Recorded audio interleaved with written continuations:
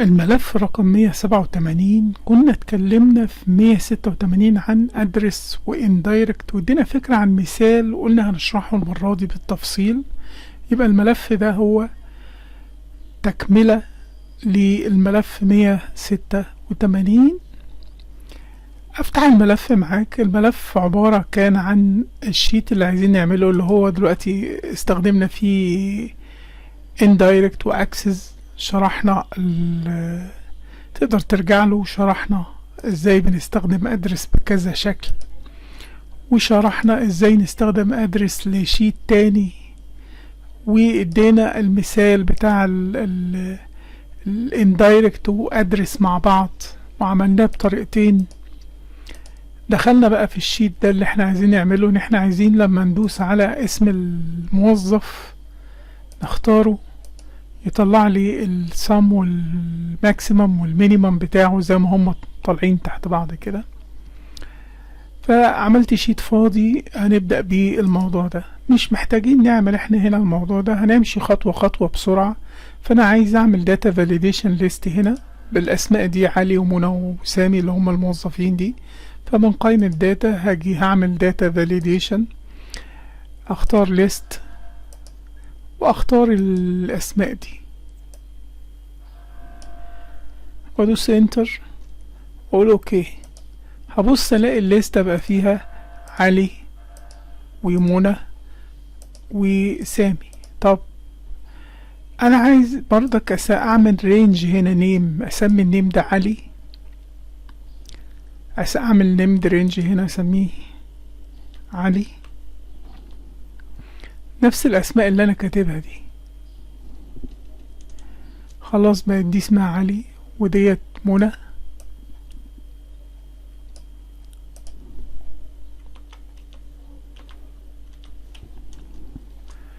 وديت سامي.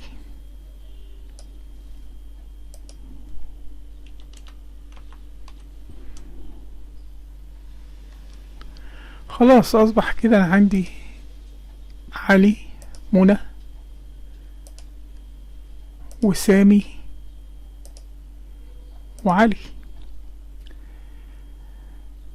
طب انا عايز اعمل بقى حاجة ظريفة هنا. انا طبعا لو هكتب هنا indirect عشان اعمل الصم ده، اللي الصم نفسها اعمل صم الاول، لان هنا انا عايز احسب الصم لمين بقى.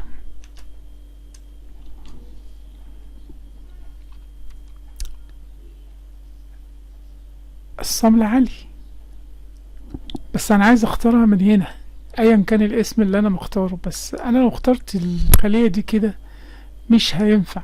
لو دوست كده انتر اديني صفر، ما عملش صم ولا حاجة. ليه؟ لاني ده مجرد اسم انا جايبه من هنا، بس مش انا عايز احول بقى الاسم ده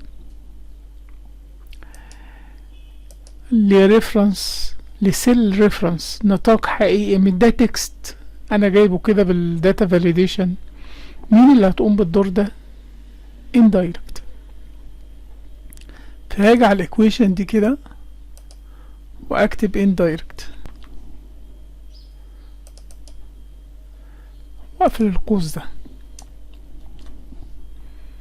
وادوس انتر. هلاقي الناتج اللي هو ده، وانا حبيت اجمع هنا بصم ولا اي حاجة هيطلع 77. نكمل وبعد كده نبقى نعمل تيست يعني. نفس الكلام. طب انا لو حبيت اجيب الصم بتاع علي هيطلع 44. طب لو حبيت اجيب الصم، بس هل الكلام ده مظبوط ولا سامي 77، منى 56. اذا هو بياخد التكست اللي هنا ده باندايركت يحوله لايه؟ يحوله لسيل ريفرنس او رينج. دي بقى جديدة بكملها يعني. نفس الكلام انا دلوقتي هنا استخدمت دالة صم مع الكلام ده. كل اللي انا هعمله ان انا هكوبي الفورمولا وهبست هنا هو الفورمولا. يعني هعمل كوبي للفورمولا هنا، كوبي بيست فورمولا. بس هغير هو طبعا هنا مختار الخلية دي، لا انا هختار بردك الخلية دي هو مديني نفس الكلام، لكن عايز اغير الدالة نفسها، بدل ما هي sum هتبقى max.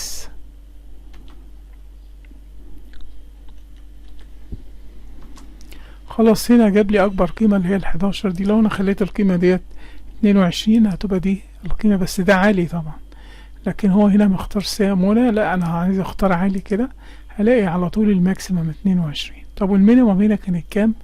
نفس الكلام، هاخد الخلية دي نفس المعادلة كلها كاملة، كوبي واجي هنا بيست فورمولا،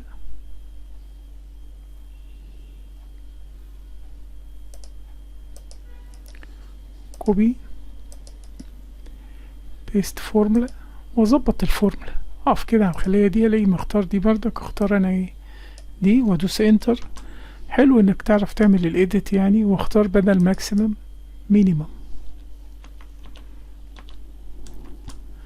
وخلاص على كده. هل فعلا اقل قيمة؟ فعلا. طب نيجي نمسك الشخص منى، نشوف فعلا منى الماكسيمم 11 والمينيمم 5. طب سامي الماكسيمم 14 فعلا، والمينيمم اللي هي 8 دي، وبالتالي الصم هيطلع مظبوط. يبقى انا كده قدرت استخدم الاندايركت الايكويشن اللي اسمها اندايركت، واستخدمت عملت النيمد رينج، وخدنا فكرة احنا عن الادرس، ما استخدمش الادرس يمكن في المثال ده، وبكده يبقى المثال بتاعنا خلص. بس ممكن نراجع على ادرس. انا هنا عندي الادرس برضك، لو وقفت على ادرس في الخلية دي هو بيجيب الادرس ل A1 اللي هي الخلية دي. فانا الادرس بتاخد 2 بارامترز او اكتر طبعا من كذا بارامتر، احنا عايزين نعرف الادرس بتاخد كام بارامتر. فلو انا دوست على الفانكشن دي كده، انا بعمل لك مراجعة على اللي حصل. فبتاخد الرو نمبر، وبتاخد الكولوم نمبر، وبتاخد الواحد ده بيوريني هو هيجيب لي السيل as absolute ولا relative ولا mixed يعني. فواحد بيجيبها لي absolute. فانا لو نزلت كده تحت هلاقي المكتوب $sign A $1. طب لو كتبت 2 هيكتب لي A $sign 1. طب لو كتبت 3 هيكتب لي $sign A1. طب لو كتبت 4 هتبقى relative A1 على طول A1. فأنا هنا مستخدم الأربع حالات دول. فأنا في أول حالة فيهم دي كنسل كده. أول حالة إن أنا بستخدم 1، تاني حالة أنا بستخدم 2، تالت حالة أنا بستخدم 3، رابع حالة أنا بستخدم 4، عشان كده جت relative. أما ال A دي بقى هو ده نوع، ده الاسماء العادية، وده الاسماء بار برو كولوم، مش بالاسماء الهيد والكولوم الواحد والحروف، لا هنا رو نمبر كذا وكولوم نمبر كذا. طب دي بتتعمل ازاي؟ نشوف. هنا بقى كاتب في الاي دي بعد ما عرفنا التلاتة دول اللي هو الرو كولوم، وهنا التايب بتاع الخلية اذا كانت ابسوليوت او لا ريلاتيف. هنا بقى الزيرو دي بتخليها لي رو كولوم، اما 1 بتخليها لي A1. يبقى لما اخليها 0 كده بتجيب لي رو كولوم اللي هي الفولس يعني. يبقى دي بالنسبة للموضوع ده. يبقى كمان احنا عرفنا هنا لو انا نزلت وقفت على واحدة هم نفس الترتيب، معاها دي معاها دي الاتنين 0 كلهم صفار، يعني حطيت بارامتر جديد، البارامتر الرابع 0 وبس، كتب لي هو بس بيعمل لي براكت حوالين يعني. هنا لو في $sign مفيش، لو في $sign كأنها absolute، فما بيحطش علامات البراكت. براكت دي يعني relative، بيكتب الرو الأول والكولوم، الرو والكولوم يعني. هنا رو 1 الرو طبعا أنا عندي الواحد الأول، هنا بيبدأ باسم الكولوم الأول، يعني هنا لما بقول له ايه بياخد الكولوم اسمه كولوم ايه، التسمية بتيجي كولوم وبعدين رو. هنا لا، رو كولوم، رو وكولوم. فدي حاجة.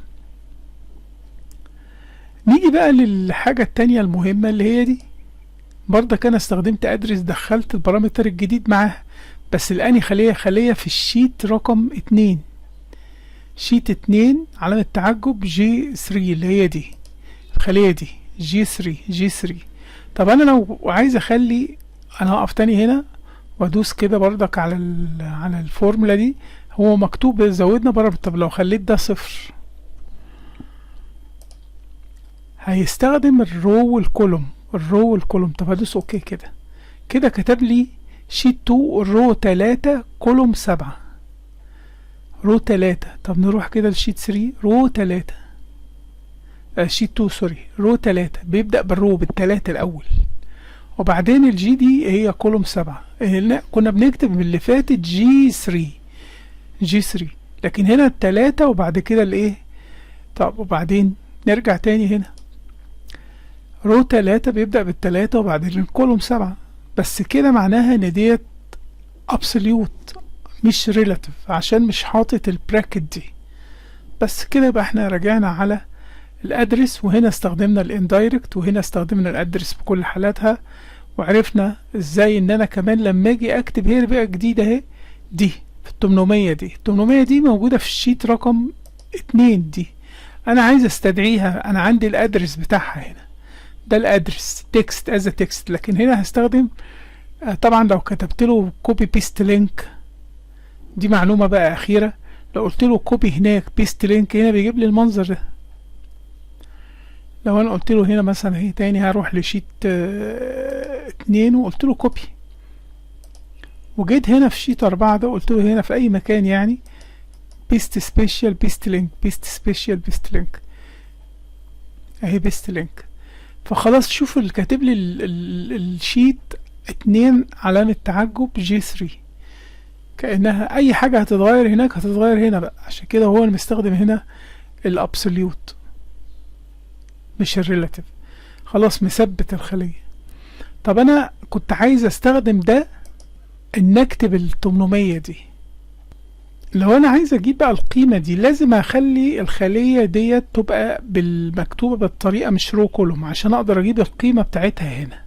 لو جربت تستخدم الرو كولوم مش هينفع، يعني هتخلي الشكل ده ايا كان فيهم مش هتقدر تستخدمها مع